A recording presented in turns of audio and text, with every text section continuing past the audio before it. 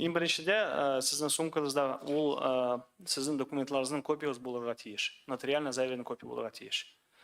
Чөнки түрлі шақларда документні қар шақта өзіңіз бен етуге керек, сумкада копиялар болса, ансы жетешек. Екіншіден, ол ешкінге жетешек су болуға тиіс. То есть запас воды примерно где-то, ну, хотя бы 5 литров, ну, или 3 литра там. И сразу, коллеги, обращаю внимание, из-под крана воду в бутылку не стоит заливать, потому что так или иначе она испортится. Да, долгое время она не может храниться. Желательно, шума коррек, кибеттен алган суны, анда урнаштырга керек. Следующий момент, это в обязательном порядке рекомендуется аптечка. То есть это элементарные вопросы, там, связанные с пластырем, элементарно жаропонижающие, болеутоляющие, соответственно.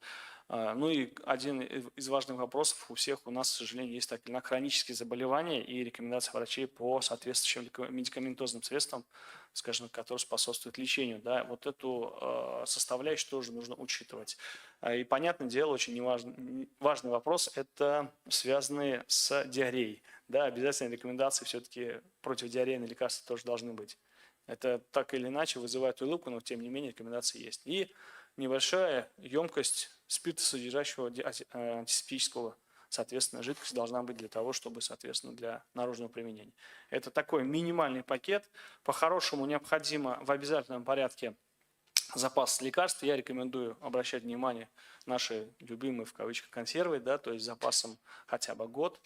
Аннары шарпа есть, зажигалка. Рекомендую и спички, и зажигалку, потому что в некоторых случаях спички могут отсыреть, а зажигалка, допустим, на морозе не сработать. Поэтому два источника очень рекомендую. Фонарик, желательно диодный, со съемными батарейками.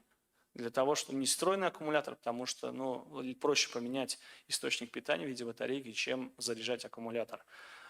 Самая практика показывает, удобно это налобные фонарики использовать, где их найти, но в любом рыболовецком магазине они есть. Второй комплект одежды в обязательном порядке. Рекомендую и в том числе нижнее белье. Желательно, вот, ну, практика, в том числе вот, общение с коллегами зоны специальной военной операции показывает, что 2-3 пары минимум точно нужно. И нижнее белье, и носков. Стирать там кто-то что-то как-то, ну, по логике лучше заложить эту возможность. Вот. Потом, соответственно, немаловажный аспект – это верхнюю одежду. Какую-нибудь куртку, ну, запасную положить в чемодан, пуховик, который сейчас можно прям смять до небольшого размера, положить.